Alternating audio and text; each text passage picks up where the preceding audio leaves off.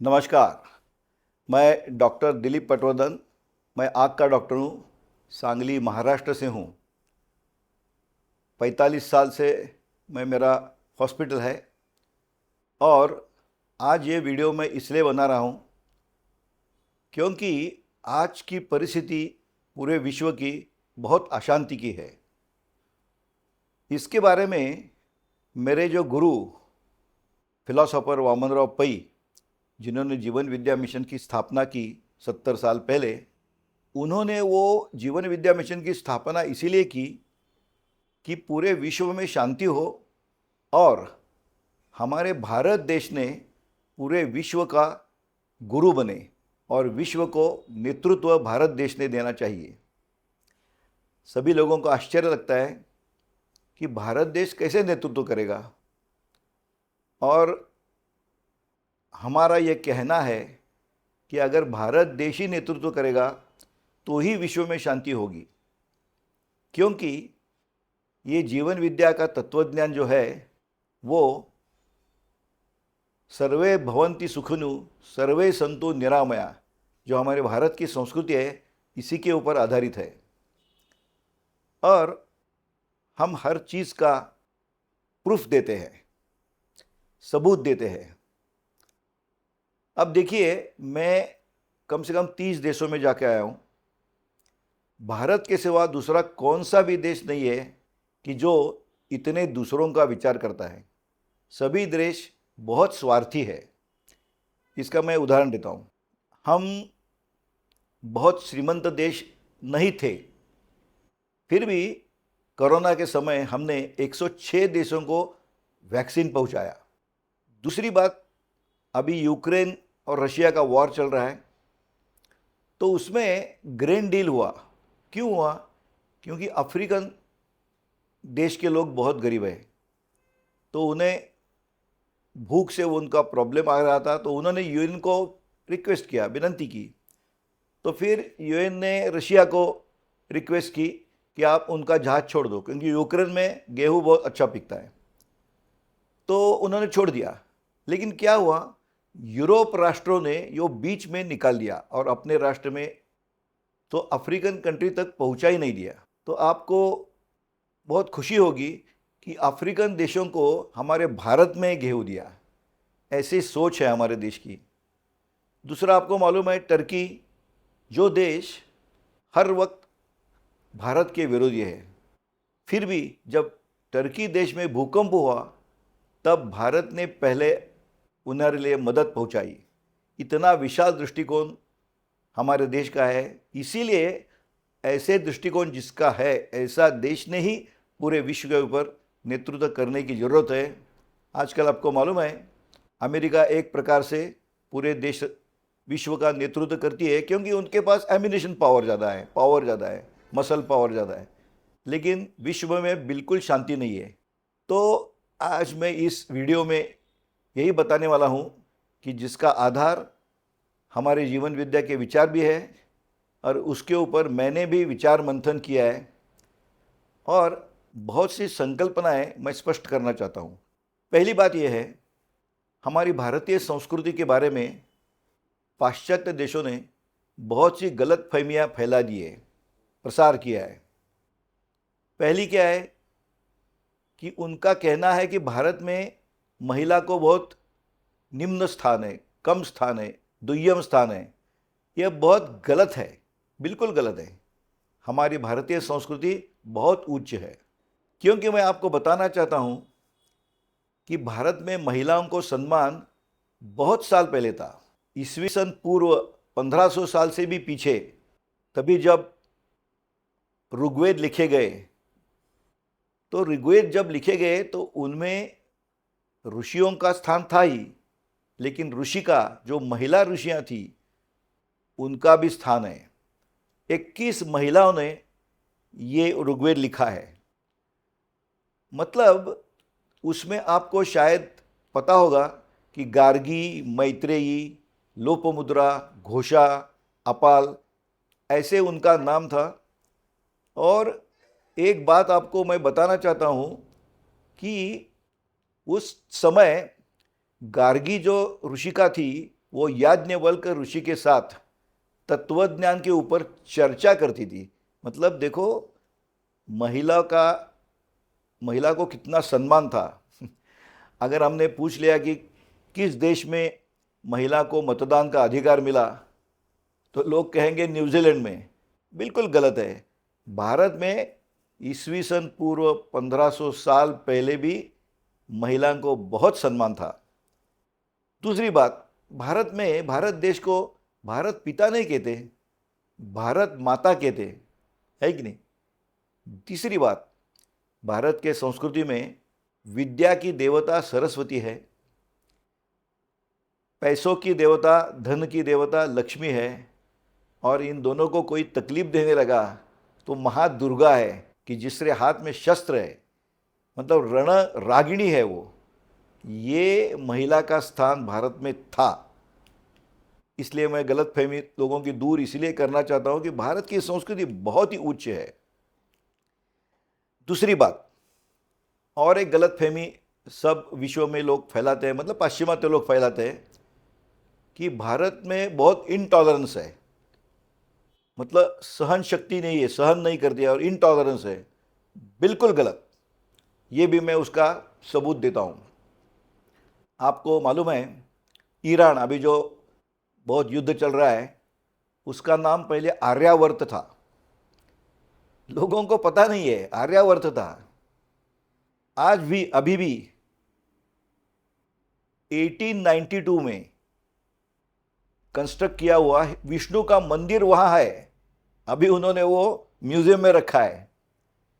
मतलब आप याद, तो वहां जो ज़ोरास्ट्रियन लोग थे, पारसी लोग थे, पारसी, उनके ऊपर मुस्लिम लोगों ने अत्याचार किए, बलात्कार किए, और उधर से जो पारसी लोग भाग गए वो कहाँ आए? उनको भारत ने पनाह दी। और भारत में कहाँ आए वो? गुजरात के जो समुद्र किनारा है, वहाँ संजान बोलते, वहाँ आए। वहाँ हिंदू राजा था जादी राणा, जावे गजा बोलते, उन्होंने उनको आश्रय दिया। इसीलिए आपको पता होगा कि ये पारसी लोग हैं, उनकी भाषा गुजराती है, क्योंकि वो वहाँ सेटल हो गए, मतलब उनको आश्रय दिया हमने। और एक बहुत आनंद की बात है, आपको मालूम है टाटा है, बाकी सब लोग हैं, वो सब इतने अच्छे भारतीय बने, और भारतीय लोगों के लिए वो इतना अच्छा काम करते हैं कि उसकी दाद देनी पड़ेगी। दूसरे, सेकेंड वर्ल्ड वॉर में जब जर्मन में जू लोगों को बहुत तकलीफ देने लगा हिटलर, तो जू भागने लगे। मतलब जू लोग तो हमारे भारत में 2000 साल पहले से रहते हैं। मतलब आपको पता नहीं होगा, लेकिन जो केरल है, केरल, वहाँ पहले जूस गए। उन जूस लोगों को कोचिन जूस बोलते हैं। और दूसरे बेने इज़राइल, जो महाराष्ट्र में कोकण एरिया में रहे, नागांव करके गाँव है, वहाँ रहे। और तीसरे बगदादी जूस बोलते हैं, कि जो उस समय में बम्बई और कलकत्ता यहाँ स्थायिक हुए। और मैं बताना चाहता हूँ कि मैं इज़राइल गया था, कुछ हमारे आँख के कुछ इंस्ट्रूमेंट, कुछ लेंसेज वहाँ बनते हैं, इसलिए हमने गए थे। तब मैंने देख लिया कि वहाँ मराठी बोलने वाले बहुत लोग हैं। मतलब जागतिक मराठी साहित्य सम्मेलन इज़राइल में होता, लोगों को पता नहीं। सो इन जूज लोगों को भारत ने आश्रय दिया। तीसरा देश पोलैंड, आपको पता होगा सेकंड वर्ल्ड वॉर मध्ये पोलिश लोग, वो भी देश से भाग निकले, तो कहाँ आए? भारत में कोल्हापुर के नज़दीक वड़ीवड़े करके गांव है, जहाँ अब उसे गांधीनगर भी नज़दीक है उसके, वहाँ बहुत बड़े कैंप थे, वड़ीवड़े कैंप करके था। तब के राजा शाहू महाराज, उन्होंने आश्रय दिया। और उसी प्रकार नवानगर में, गुजरात में, महाराज दिग्विजय सिंह रणजीत सिंह जडेजा, वहाँ भी आश्रय दिया। मतलब हम लोगों को सर्व समावेशक है, इसलिए इनटॉलरेंट है, ये गलत फहमी मन से निकाल दो। आप बहुत ही विशाल हृदय के हैं।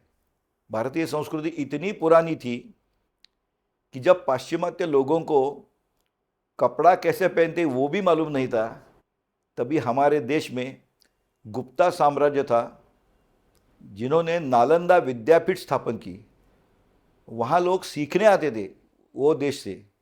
वैसे तक्षशिला बुद्ध गंधार विद्यापीठ था, वो तो 400 साल पुराना, 400 मीन्स ईसवी सन पूर्व 400, तभी सब लोग यहाँ सीखने आए थे।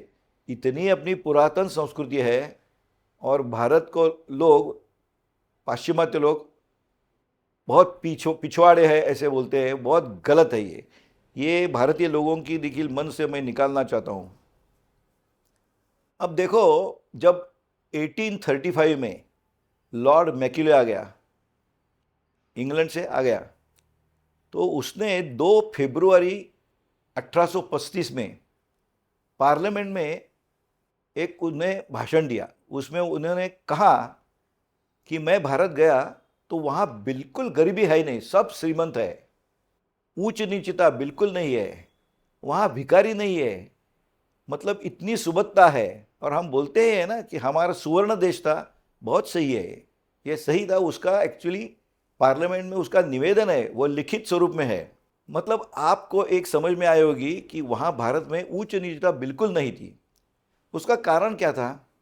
क्योंकि जो स्किल जिनके पास था, जैसे वीवर्स, विंड काम करने वाले, वो इतने अच्छे तलम वस्त्र तैयार करते थे कि उनसे क्या मैनचेस्टर से कंपटीशन होने लगी।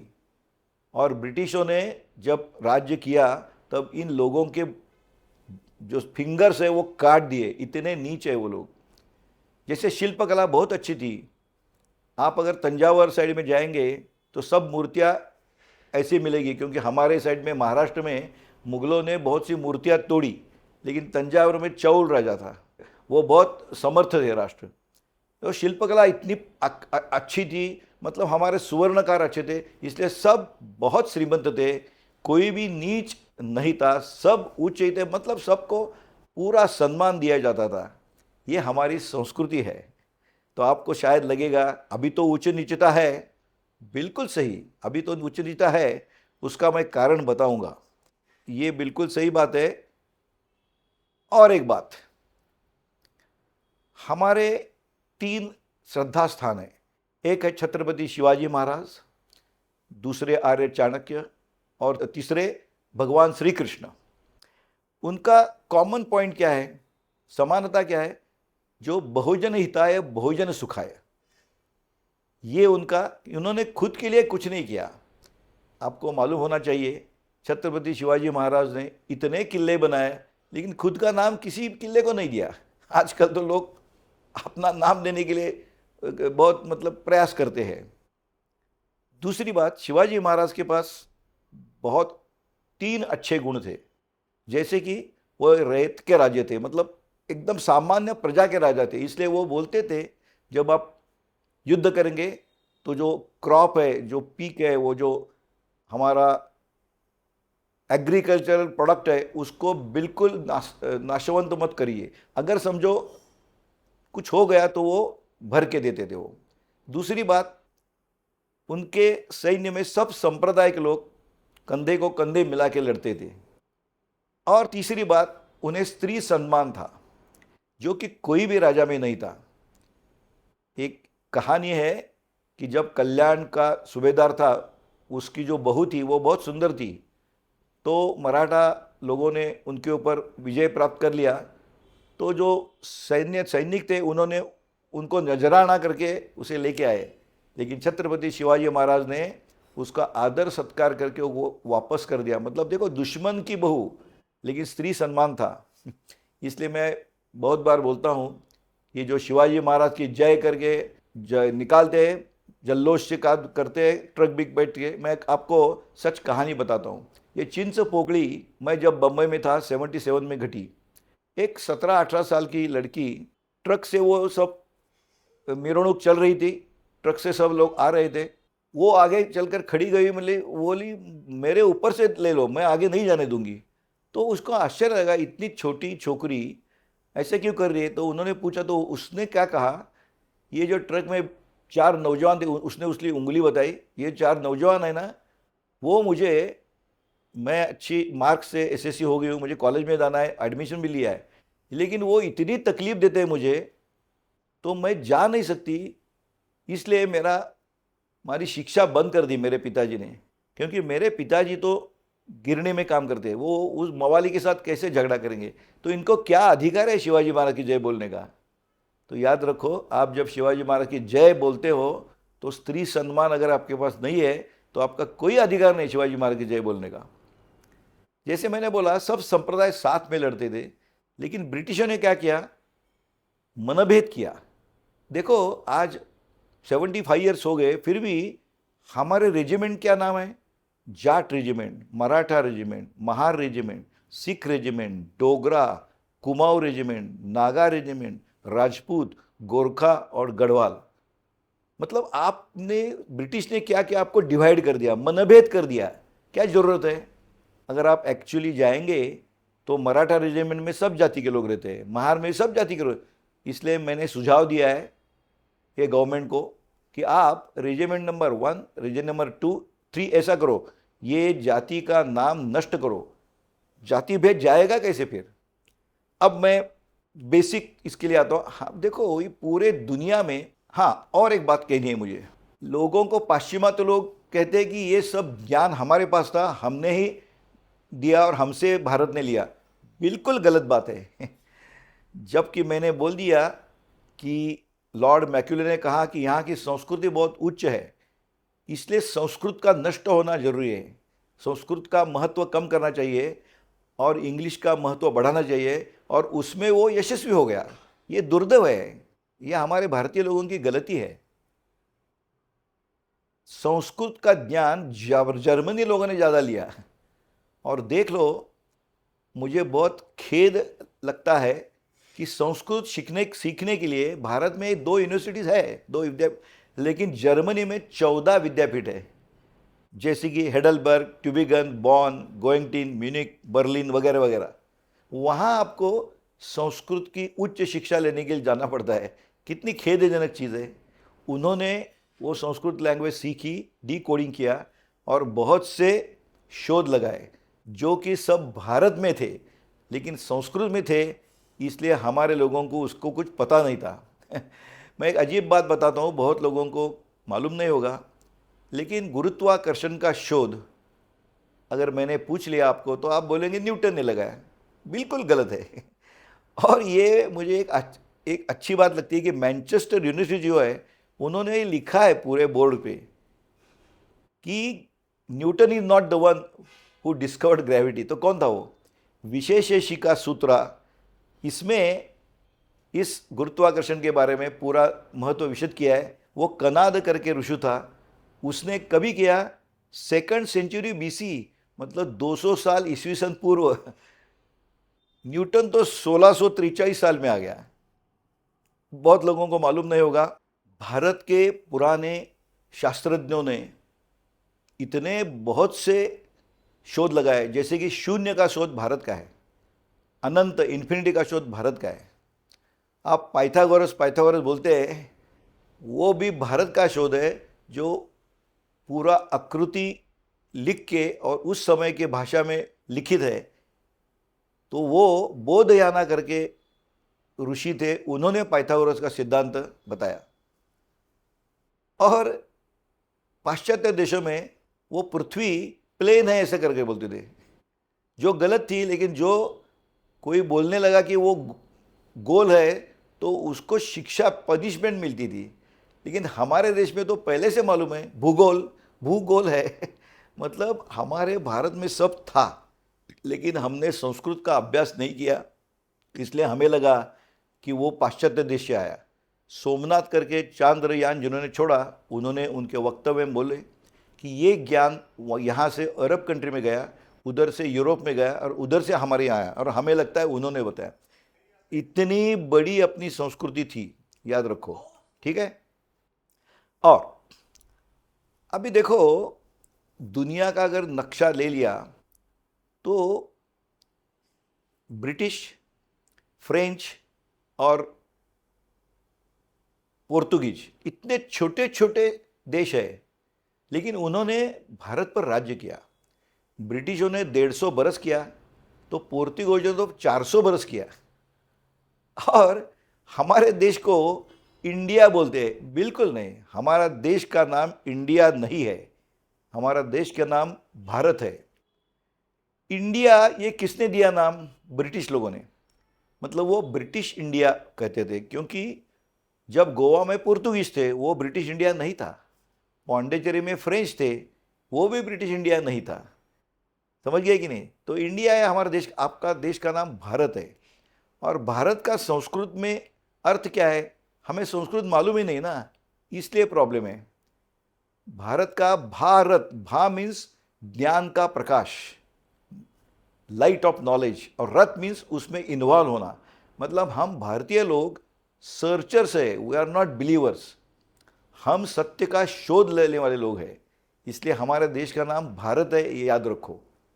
ये जरूरी मालूम होना जरूरी है, क्योंकि हिंदुस्तान जो शब्द आया वो एक्चुअली सिंधु नदी है। वो पारसी लोगों को स कहना नहीं आता था, इसलिए स का ह हुआ और हिंदुस्तान बोले। और हमारे पूरे ऋग्वेद में भारत देश के लोग कौन हैं? जो हिमालय के पीछे अरबी समुद्र तक जो भी है उनको सबको भारतीय या हिंदुस्तान के लोग बोलते हैं। तो ये इन छोटे छोटे राज्यों ने क्यों हमारे ऊपर राज्य किया? क्योंकि हमारे पूर्वज मूर्ख थे। ये अभी देखो, इस ये गत इतिहास है, वो हमने उससे सीखना चाहिए, क्योंकि उन्होंने आपको डिवाइड कर दिया और हम ऑलरेडी डिवाइडेड थे। उस समय चातुर्वर्ण व्यवस्था थी। उसके पहले मैं आपको बात एक बताना चाहता हूँ कि जो भगवत गीता ग्रंथ है वो किसी भी संप्रदाय का ग्रंथ नहीं है। हमारे इसमें भगवत गीता कोर्ट में रखते हैं और बोलते हैं सच बोलूँगा, सच के सिवा कुछ नहीं बोलूँगा, और झूठी बोलते हैं। भगवत गीता एक व्यवस्थापन शास्त्र का बहुत बढ़िया किताब है, मैनेजमेंट बुक है ये। क्योंकि आपने अगर भगवत गीता पढ़ी होगी तो आपको मालूम होगा, अर्जुन जो है, अर्जुन उवाच है, कृष्ण उवाच है ही नहीं। पहले अर्जुन हमारे जैसा एक सामान्य, कि जिसे बहुत सी मन में आशंका है, इसलिए वो कृष्ण को ये सब आशंकाएं कथित करता है, कथन करता है, और खुद ही उसका जस्टिफिकेशन भी देता है कि मैं इनको क्यों मारूं, ये हमारे सब गुरु बंधु है, गुरु है, वगैरह वगैरह। लेकिन कृष्ण जो विजडम का एक रिप्रेजेंटेशन है, सियानापन, मैच्योरिटी, परिपक्व, वो इसका प्रतीक है, याद रखो। तो कृष्ण सुनता है, क्योंकि जो मैच्योर लोग होते हैं वो दूसरों की सुनते हैं पहले। इसलिए आप भगवत गीता अगर पढ़ेंगे तो अर्जुन वाच है, भगवान वाच है ही नहीं। लेकिन जब उसका सब कहना खत्म होता है तो सिर्फ बाद में अर्जुन कृष्ण को बोलता है कि अब मैं तुझे शरण आता हूं, मैं तुझ पर श्रद्धा रखता हूं। श्रद्धा रखना बहुत जरूरी है। श्रद्धा अगर नहीं है तो ज्ञान नहीं मिलता है, नम्रता नहीं है तो मान नहीं मिलता है, अगर योग्यता नहीं है तो काम भी नहीं मिलता है। इसलिए ये सब तीनों है तो ही आपको सम्मान मिलता है। जब उसने श्रद्धा, अनस्केप्टिकल, मैं अभी आप जो बोलेंगे मैं सुनूंगा, ऐसा अर्जुन ने कहा, फिर भगवान वाच है। याद रखो, आपको अगर कोई भी सब्जेक्ट का अध्ययन कर रहे हो तो आपको उसके प्रति श्रद्धा चाहिए, श्रद्धा के सिवा ज्ञान नहीं मिलता है। तो ये संप्रदाय का किताब क्यों नहीं है? उसका प्रूफ क्या है, सबूत क्या है, मैं बताता हूँ। कोई भी संप्रदाय का किताब रहता है ना, इसमें क्या रहता है, आप ये कर्मकांड करो, ये करो, नहीं तो आपको भगवान का कोप होगा, भगवान का प्रकोप होगा। ऐसा है ना, मतलब भगवान को लोग डरते हैं, भगवान के बारे में प्रीति नहीं है उनकी। तो ऐसा इसमें नहीं है, क्योंकि आप अगर उसका 18वां अध्याय देखेंगे तो उसमें जो 63rd स्टांजा है, श्लोक है, उसमें स्पष्ट लिखा है, कृष्ण अर्जुन को बोलते हैं, देखो मैंने तुझे सब वैयक्तिक और सामाजिक प्रश्नों के जवाब दे दिए, लेकिन इसका मतलब नहीं आपने मुझे फॉलो करना चाहिए। अगर आपको सही लगे तो ही करो, यथा इच्छसी तथा कुरु, ये लिखित है देखो। इसलिए ओपन बुक है ये, इसका ट्रांसलेशन 106 लैंग्वेजेस में हुआ है।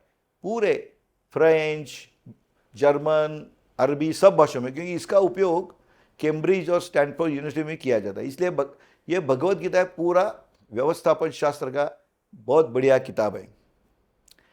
अभी इसी में है एक श्लोक, चातुर्वर्णम मयं सृष्टम गुण कर्म विभागशः। ये राजनीति लोग सिर्फ चातुर्वर्ण चातुर्वर्ण करके कहते हैं, लेकिन उसका रियल अर्थ क्या है, वो क्यों निर्माण हुआ, ये कोई नहीं बताता, क्योंकि उनको राजकारण करना है। तो चातुर्वर्ण जो है, जैसे कि ब्राह्मण, क्षत्रिय, वैश्य और शूद्र, तो लोग ऐसे सभी जगह गलत फहमी है कि ब्राह्मण ग्रेड, क्षत्रिय ग्रेड, बिल्कुल गलत, ऐसा नहीं है। मैं आपको सबूत के साथ ये सब बताऊंगा। ये चातुर्वर्ण मतलब क्यों हुए, तो उस समय गुरुकुल में लोग रहते थे। गुरुकुल में राजा का पुत्र हो, प्रधान का हो या सैनिक का हो, सभी राज्य के बाहर ऋषि रहते थे। आज के ज़माने उसको शिक्षक बोलो, टीचर्स बोलो, वहाँ रहते थे। उनके ऊपर कोई भी राज्य का राजा का अधिकार नहीं रहता था। तो वहाँ जो रहते थे 12 साल रहते थे, और 12 साल में जो उनका गुरु था, उसे हर स्टूडेंट्स की, हर विद्यार्थी की क्वालिटी खबर पड़ती थी। जैसे आजकल एप्टीट्यूड टेस्ट लेते हैं, वैसे वो ऋषि देखते थे, अरे ये बहुत बलवान है, उसमें धैर्य भी है, तो उसका उपयोग राष्ट्र का संरक्षण करने के लिए हो जाएगा। इसलिए उसे क्षत्रिय करके राज्य में भेजते थे। क्षत्रिय का लड़का इसलिए नहीं, याद रखो, क्षत्रिय का लड़के में अगर क्षात्र वृत्ति नहीं है, क्षात्र की क्वालिटी नहीं, तो उसे क्षत्रिय नहीं कहते थे। वो समझ गए कि नहीं, वो बहुत इंपॉर्टेंट है। दूसरे ब्राह्मण, ब्राह्मण कौन थे, जिनको बुद्धि बहुत अच्छी थी। सिर्फ बुद्धि नहीं, वो ज्ञान ग्रहण भी कर सकते थे, लेकिन ज्ञान दूसरों को देते भी थे। ये देना बहुत जरूरी है, सिर्फ बुद्धिवादी रहना जरूरी नहीं, वो दूसरों को देना चाहिए। ऐसे जो करते थे, ऐसे लोगों को ब्राह्मण करके भेज दिया राज्य में। इससे वजह से बहुत से शोध लगेंगे और राज्य को फायदा होगा, ज्ञान संपादन होगा। ये ब्राह्मण। तीसरे वैश्य। वैश्य मतलब क्या, कई लोगों को उसका एक एक्यूमेन रहता है, व्यापार का एक्यूमेन। जैसे हम बाजार में जाते हैं, हम कोई चीज़ खरीद के लाते हैं, तो तुम्हारा एक दूसरा दोस्त वही चीज़ कम कीमत लाता है, क्योंकि वो उसको व्यवहार मालूम है। तो ऐसे जिनको मालूम है, उनसे व्यापार उद्यम बढ़ जाएगा राज्य का, इसलिए उन्हें वैश्य करके राज्य में भेजते थे।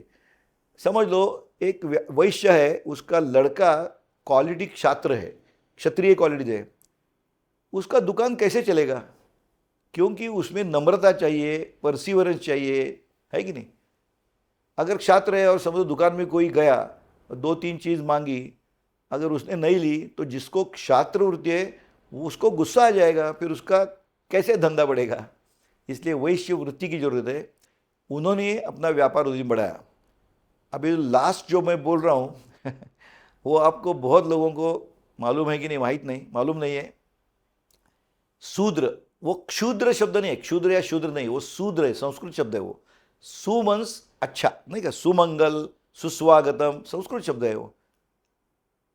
तो जो अच्छे कार्य करके, अच्छे प्रकार से नीतिमत्ता रख के, अपना स्किल, अपना कौशल्य का वापर करके जो द्रव्य कमाता है, शूद्र बोलते हैं। सु मतलब अच्छा, अच्छे मार्ग से जो अपना कौशल्य का उपयोग करके द्रव्य कमाता है, वो शूद्र है। अभी मैं तो डॉक्टर हूँ, तो मैं कौन हूँ, मेरा वर्ण शूद्र है, क्योंकि मैं अच्छे मार्ग से स्किल मतलब कौशल्य का यूज करके द्रव्य कमाता हूँ, मैं शूद्र हूँ। आप समझ रहे हैं। जैसे कि सुनार है, वो भी उसके पास ज्ञान है, स्किल है, अच्छे मार्ग से वो स्वर्ण अलंकार बनाता है, द्रव्य कमाता है। कुम्हार है, मतलब सब जो स्किल्ड है, वो नीच नहीं है। वो इतना बात याद रखो, ये बहुत जरूरी है। क्या हो गया, ये ऊंच नीचता क्यों आए, ये भी मैं बोलता हूँ। इसका कारण है कि विकृत मनोवृत्ति, आदमी की, इंसान की विकृत मनोवृत्ति, जिसकी लाठी उसकी भैंस, माइट इज राइट, इसकी वजह से आ गई। इसलिए मैं बताना चाहता हूँ कि उस समय जिनको बुद्धि तेज थी उन्होंने कम बुद्धि के लोगों को तकलीफ दी है, ये बहुत सत्य है, बिल्कुल सत्य है, क्योंकि विकृत मनोवृत्ति। दूसरे जिनके पास मसल पावर है उन्होंने भी, जिनको मसल पावर कम है उनको तकलीफ दी, ये भी बिल्कुल सही है, ये सच है। मैं आपको और एक बताना चाहता हूं, लोगों को रिलीजन और धर्म में भी फर्क नहीं। अभी जैसे मैंने बताया, मैं तो शूद्र हूं लेकिन नीच नहीं हूं, और इसमें पावर अपने पास रहना, शक्ति रहना कुछ गलत बात नहीं, लेकिन उसका उपयोग कैसा करना, इसके लिए होशियारी के बजाय सियानापन चाहिए, विजडम चाहिए, हाउ टू यूज। अभी मैं बताता हूँ, एक बहुत अच्छी स्टोरी हमारे फिलोसोफर बताते थे। जैसे कि एक कंडक्टर होता है, बस कंडक्टर, उसके पास ज़्यादा पावर नहीं होती है, लेकिन एक पावर जरूर होती है। वो अगर एक बेल बजाएगा तो बस रुकती है, और दो बेल बजाएगा तो बस चलने लगती है। समझ लो, बस एक स्टॉप पे खड़ी है, लोग क्यू में आ रहे हैं, एक एक करके अंदर जा रहा है, और आखिर में एक बूढ़ा आदमी है, वो एक पाँव रखता है और वो कंडक्टर दो बेल बजाता है, बस चल पड़ती है और बूढ़ा बेचारा रास्ते पर गिर जाता है। और वो जो कंडक्टर है वो बहुत उसका छद्मी आनंद लेता है, गलत है ना, आनंद लेता है, वो नीच है, जन्म से वो कोई भी हो लेकिन वो नीच है, इसे नीच कहते हैं। दूसरा एक कंडक्टर है, बस तो जा रही है, दो स्टॉप के बीच एक गर्भवती स्त्री खड़ी है, वो तो भाग के बस नहीं पकड़ सकती है, वो उसका शक्ति का उपयोग करता है, एक बेल बजाता है, बस रुकाता है। देख लो, बस रुकाता है और उसको अंदर लेता है। वो उच्च है, जन्म से कोई भी हो। उच्च नीचता आपको समझ में आ गया? कर्मों के ऊपर है, वो आप कैसे कर्म करते हैं उसके ऊपर उच्च नीचता है, जन्म के ऊपर नहीं है। जैसे कि हम कोई ऑफिस में गए, आपका सब लीगल काम है, फिर भी वो ये लेते हैं, लाच लेते हैं ना, क्या बोलते हैं उसे, लेते हैं ना, पैसा लेते हैं, वो गलत बात है, वो नीच लोग है, याद रखो, बहुत नीच लोग है। इसलिए उच्च नीचता का पूरा संकल्पना स्पष्ट होनी चाहिए। और एक, अभी हमारी भारत देश इतना डिवाइडेड है, इतना जात जात में, धर्म धर्म में इतना डिवाइड हो गया है कि divide and conquer is the best policy. हम डिवाइडेड ऑलरेडी है तो उनको बहुत आसान हो गई। अभी देखो, ब्रिटिश जब आए, 2000 ब्रिटिश आए, हमारे लोगों ने अगर पत्थर भी फेंका होता वो सब मर गए होते, लेकिन ब्रिटिश लोग इतने होशियार कि हमें ही आपस में ही पत्थर फेंकने को उन्होंने मजबूर किया, इतना ब्रेन वॉश किया। तो गधे हम थे। अभी ये हमें अभी याद में रखना चाहिए, ऐसा नहीं होना चाहिए। अभी वो बोलते हैं क्या, जालियनवाला बाग, उन्होंने बहुत लोगों को, सोल्जर ने मारा। सोल्जर कौन थे? भारतीय सोल्जर थे, उन्होंने हमारे लोगों को मारा। इसलिए अभी ये भूल फिर से नहीं होनी चाहिए, ये बहुत ज़रूरी है। अभी देखो, हम कैसे कैसे डिवाइड है, जात जात में, धर्म धर्म में। लोगों को जात क्या और धर्म क्या है ये भी पता नहीं है। अभी देखो, अगर इंग्लिश में रिलीजन करके शब्द है, आप डिक्शनरी में देखोगे तो रिलीजन मतलब धर्म ऐसे बोलेंगे, बिल्कुल गलत है वो। धर्म की संकल्पना सिर्फ भारत में है, पूरे विश्व में सिर्फ भारत में धर्म की संकल्पना है। रिलीजन का मतलब संप्रदाय है। मतलब बताता हूं, a group of people having certain faith follow certain rituals, म्हणजे लोगों का समूह, इनका एक श्रद्धा स्थान और उनके कर्मकांड। ऐसे संप्रदाय दुनिया में लाखों है नहीं क्या? हम जैसे बोलते हैं शिव संप्रदाय या राम संप्रदाय वगैरह वगैरह, बहुत से संप्रदाय है। आपके मन में जो धर्म धर्म बोले तो आएंगे ना धर्म, वो धर्म नहीं है, वो सब संप्रदाय है। और धर्म का अर्थ क्या है? धर्म का अर्थ यह है जिसे समाज की धारणा उत्तम होगी, समाज में शांति होगी, इसे धर्म बोलते हैं। जिसे कर्तव्य धर्म बोलते हैं, जो निसर्ग के नियम के अनुसार होता है, कर्तव्य धर्म। यही कर्तव्य धर्म भगवत गीता में कृष्ण ने अर्जुन को बताया। अर्जुन क्षत्रिय था, क्षात्र धर्म था। मग क्षात्र धर्म क्या है? बहुजन हिताय बहुजन सुखाय। मतलब जब वो कौरव आ गए तो जब अर्जुन कहने लगा कि भाई ये सब मेरे गुरुजन हैं, उनको मैं कैसे मारूं? तो कृष्ण ने बताया ये तुम्हारे गुरुजन हैं, बरोबर सगे सोयरे हैं, लेकिन वो असत्य के मार्ग पर जा रहे हैं। अगर उनके पास राज्य गया तो ये तो 1 लाख है समझ लो सैन्य, लेकिन जो 1 कोटि लोग हैं उनको तकलीफ होगी। तो क्षात्र धर्म क्या है? बहुजन हिताय बहुजन सुखाय। इन 1 लाखों को एक तो मन परिवर्तन करने की कोशिश करो, नहीं तो मार डालो उनको। अर्जुन को कृष्ण ने सत्यनारायण पूजा करने के लिए नहीं बोला है, किल देम, क्योंकि वो राष्ट्र के हितकारक में नहीं है। क्योंकि 1 लाख कौरव मर गए तो भी 1 कोटि लोगों का फायदा होगा। जैसे हमें मालूम है कोई भी राज्य चलाना है, अभी आजकल रोड की वाइडनिंग करते हैं ना, तो उसमें कितने किसानों की, गरीब किसानों की ज़मीन भी थोड़ी जाती है, सही है, उनको तकलीफ होती है।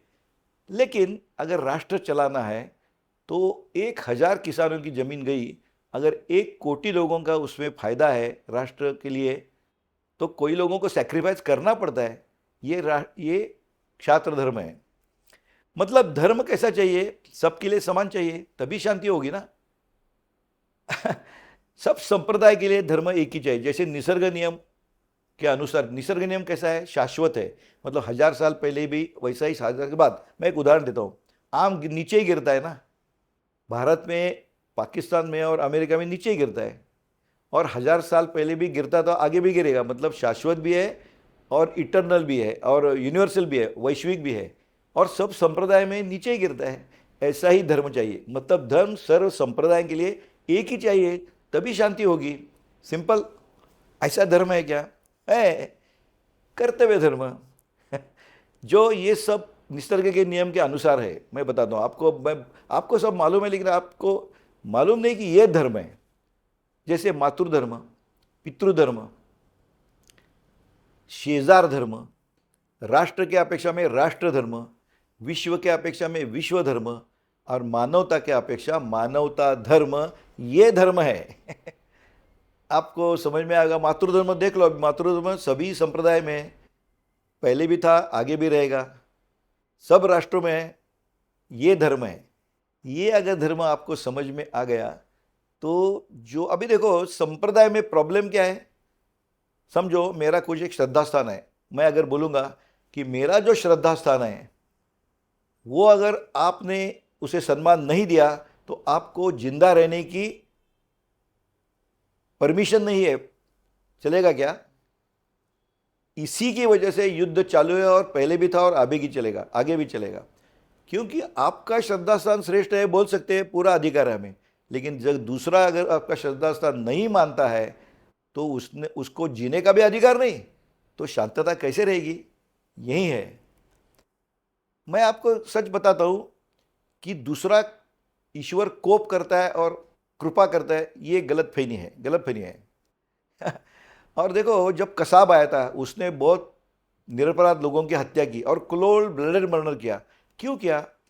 उसके ऊपर संस्कार ऐसे किए गए कि जो हमारा जो श्रद्धा स्थान जो अल्लाह है उसको नहीं मानता है, वो सब काफिर है, और उनको तुम मार डालो, फिर तुझे जन्नत मिलेगी, मतलब स्वर्ग मिलेगा। यही धारणा थी ना। अब मुझे आप बताओ, जो कोई जन्नत गया या स्वर्ग गया है, उसने कुछ आपको एसएमएस भेजा है, व्हाट्सएप भेजा है क्या? तो सियानापन किसमें है? यही स्वर्ग बनाने अपना सियानापन है कि नहीं?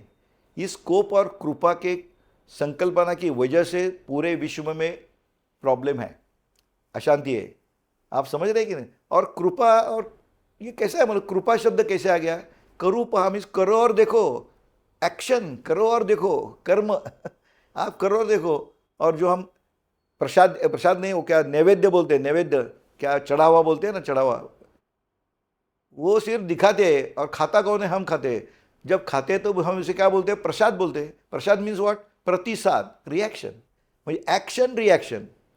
आप जो चढ़ाते हैं ईश्वर को, वो जो नैवेद्य हम मराठी में बोलते हैं, वो अगर अच्छा है तो प्रसाद अच्छा होगा, वो नहीं है तो नहीं होगा। कर्म में कर्म का फल है, ये सिद्धांत, ये सब हमें भगवत गीता ने सिखाया है। इसलिए ये जरूरी है कि हमें संप्रदाय के बजाय धर्म को अपनाना चाहिए। मानवता धर्म, मानव ने मानव के साथ मानवता पूर्ण व्यवहार करना जरूरी है।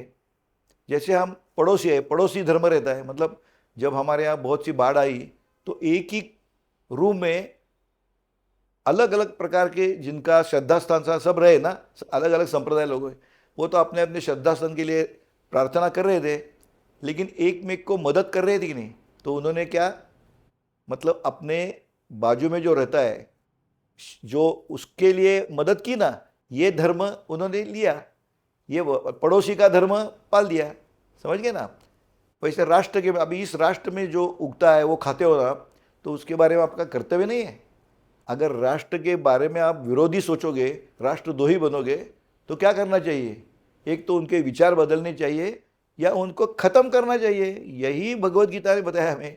राष्ट्रद्रोही लोगों को जिंदा रहने का अधिकार ही नहीं, क्योंकि राष्ट्र धर्म नहीं पालते, विश्व धर्म। हम पेड़ काटते हैं, गलत करते हैं, इसीलिए ग्लोबल वार्मिंग हो रहा है। इसलिए विश्व धर्म बहुत अनुसरण करना बहुत जरूरी है। अगर धर्म की संकल्पना, अभी और एक बताता हूँ, और हमारे देश में हम इतने डिवाइडेड है कि अभी देखो कितने संप्रदाय, बहुत संप्रदाय है, लेकिन वो तो एक है क्या? वो भी एक नहीं है। अब मैं बताता हूँ कि समझ लो क्रिश्चियन है, क्रिश्चियन, उसमें कितनी जातियां हैं, बहुत सी जातियां हैं। उसके पहले और एक बात बताऊं, भारतीय संस्कृति का वैशिष्ट्य, वैदिक काल में जो राजा चुना जाता था ना, वो उसके क्षात्र वृत्ति पर चुना जाता था। राजा का लड़का इसलिए नहीं, उसके बाद के काल में राजा का जैसे मंत्री का लड़का मंत्री बन गया है, वो गलत है। आप उसमें क्वालिटी चाहिए ना। उसका एक उदाहरण देता हूँ मैं। सयाजीराव गायकवाड़, वो गायकवाड़ महाराज के एक्चुअली पुत्र नहीं थे, तो उन्होंने क्या किया, यंग बच्चों को बुलाया और उनका इंटरव्यू ले लिया। तो एक बच्चा बोला मुझे मिठाई चाहिए, मिठाई दे दिया। किसी ने चाहा कि मुझे खिलौने चाहिए, खिलौने। लेकिन जो सयाजीराव था वो बोला मैं यहाँ राजा बनने के लिए आया हूँ, इसलिए क्षात्र वृत्ति चाहिए, फिर उसको राजा बनाया और सयाजीराव गायकवाड़ बहुत अच्छे राजा बने। ये हमारे वैदिक काल से चालू है, इसलिए हमारी संस्कृति कितना उच्च विचार किया है देखो। और दूसरी एक बात बताते हैं कि जो मतलब क्षत्रिय का लड़का, मतलब क्षत्रिय मीन उच्च, बिल्कुल गलत है। आपको पास अगर क्षत्रिय वृत्ति नहीं है, क्वालिटी नहीं है, तो आप राजा नहीं बन सकते थे। लोग बोलते हैं वो ठीक है, लेकिन जो सो कॉल्ड हीन जाति के थे उनमें राजा किधर है? राजा है ना, उनमें राजे बहुत है। मैं आपके नाम गिना देता हूँ कितने राजा है, तो आप मेरे पास तो 40 के ऊपर नाम है, मैं बताता हूँ। जो शूद्र जो राजा बन गए कौन कौन थे, क्योंकि उनके पास क्षात्र तेज था। राजा दालदेव, राजा जैतमीना, राजा दास, राजा मयूरध्वज, राव बड़ा मीना, यलांबर, अवंती, वर्मन, और ऐसे बहुत से। आप समझ गए ना, क्योंकि वो तो जन्म से शूद्र थे लेकिन कर्म से क्षात्र थे। समझ गए कि? और जाति का सम्मेलन होता है, वो भी एक कंसेप्ट बहुत क्लियर करने की जरूरत है। अभी देखो, जैसे मैंने बोला मेरी जात डॉक्टर, ये मेरी जात है, और उपजात आँख का डॉक्टर। मैं आँख के डॉक्टर का कॉन्फ्रेंस यानी सम्मेलन अटेंड करता हूँ, क्यों? मेरा ज्ञान बढ़े और हमारे देश को भी फायदा हो। मैं ऑर्थोपेडिक्स का या गायना का सम्मेलन नहीं अटेंड करता हूँ। समझ गया कि नहीं? इसे जात बोलते हैं। मतलब हम सेम, जैसे ये जो किसान है, किसानों का आंदोलन बिल्कुल सही है। किसान जन्म से कोई भी जात का हो, किसान उसकी जात है। आप समझ गए? तो उनका, क्योंकि उनके प्रॉब्लम्स एक है, सब एक है, इसे सब शिक्षक लोगों का रहता है, ये करेक्ट है। ये मतलब आपको आपका कर्म क्या है उसके ऊपर है। समझ गया कि नहीं? तो अभी जैसे मैंने सब राजे गिन लिए कि सब जो शूद्र थे जन्म से वो राजे, क्योंकि क्षात्र वृत्ति थे। वैसे संत जो थे वो सब ब्राह्मण थे। क्यों ब्राह्मण थे? क्योंकि उनके पास ज्ञान था और वो ज्ञान लोगों को देते थे। इसे अभंग बोलते हैं। मतलब बहुत से वो कबीर भी दोहे, कबीर के दोहे भी रहते थे ना। तो ब्राह्मण कौन कौन से है? आपको नाम गिना दूंगा। अभी मैं संत बताता हूं जो कर्म से ब्राह्मण थे, जन्म से शूद्र थे। तुकाराम जन्म से कुणबी थे, लेकिन वो बहिणाबाई के गुरु थे। गुलाबराव महाराज तो जन्म से कुणबी थे।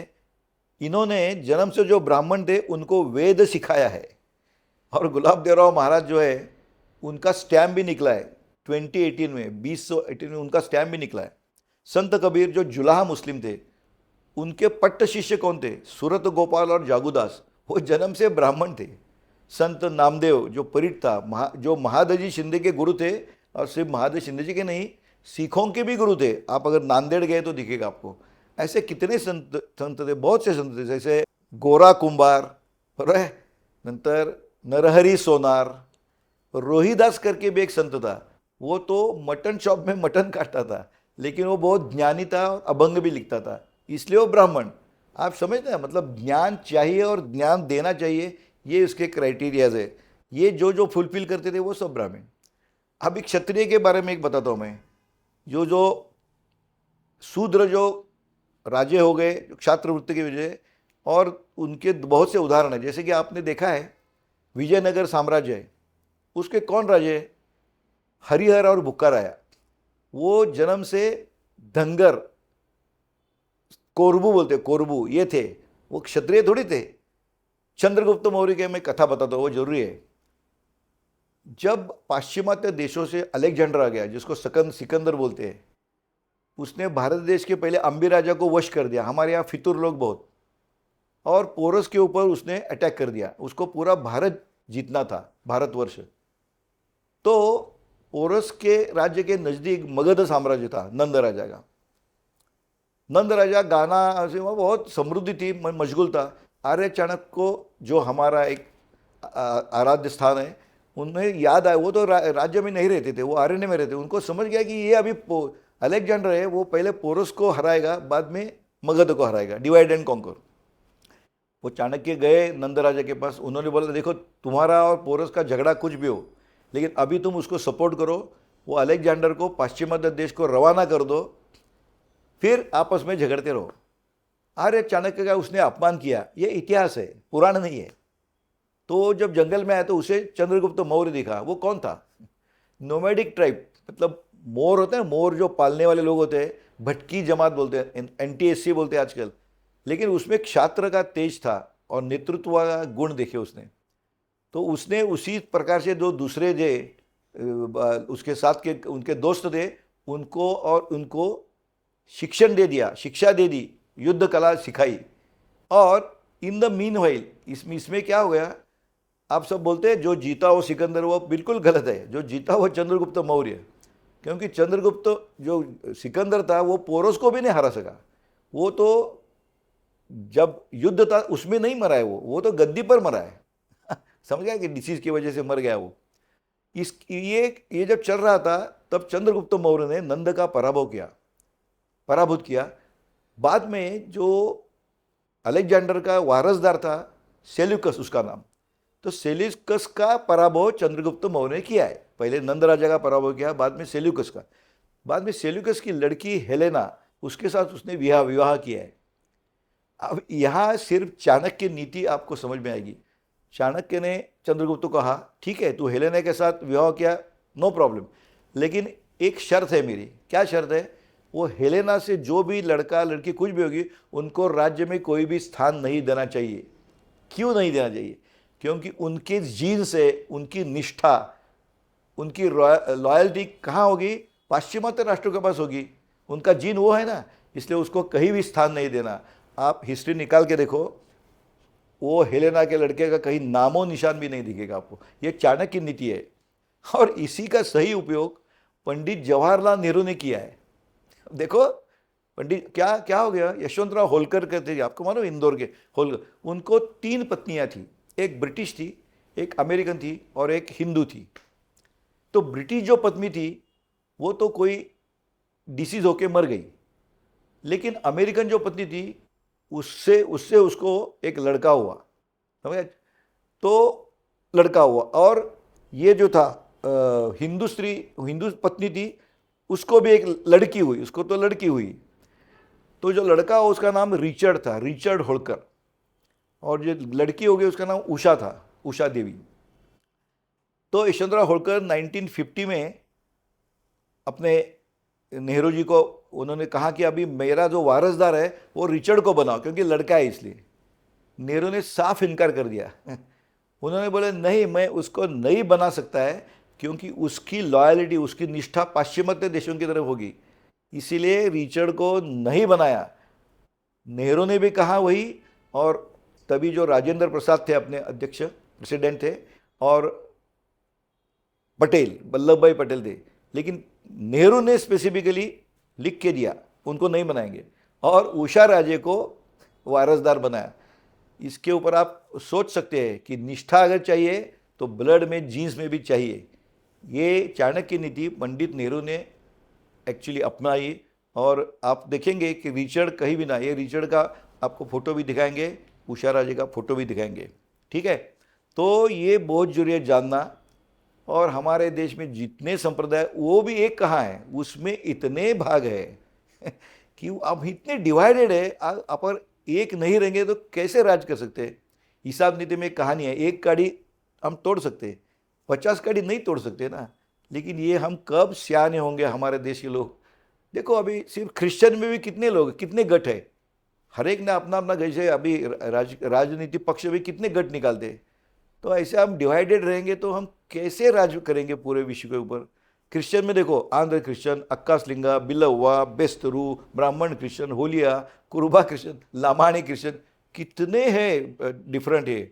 तो मेरे ख्याल से ये आपको जरूरी है। मुस्लिम में क्या कम है क्या? मुस्लिम भी बहुत है। अभी देखो मुस्लिम में अशरफ जो अपर हिंदूस थे कन्वर्ट हुए, अजलाफ जो कॉमनर हिंदू थे उसमें कट गए, अर्जल जो दलित हिंदू थे वो कन्वर्ट हो गए, शिया, सुनी, मुखालिद, नॉन मुखालिद, हनाफी, देवबंदी, बरेलवी, कितने हैं।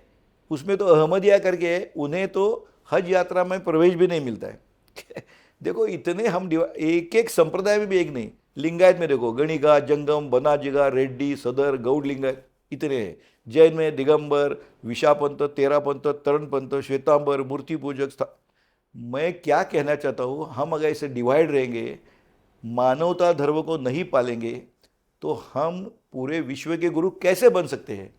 इसलिए हमें सबको मानवता के दृष्टिकोण से देखना चाहिए। अगर कोई आया तो वो मानव है, इंसान है, इंसानियत रखनी चाहिए। अगर हमारे मन में पक्की होगी तो ही हम विश्व के ऊपर राज्य करेंगे और विश्व में शांति फैला सकते हैं। ये मेरा कहने का उद्देश्य था। इसलिए अपनी संस्कृति बहुत महान है, उसको याद रखो, और पुराने जो चीज़ें हमने गलती की उससे खुद को सुधार लो। ये मेरी विनती है। मुझे लगता है मैंने बहुत सी संकल्पनाएं स्पष्ट की है। धन्यवाद, नमस्कार।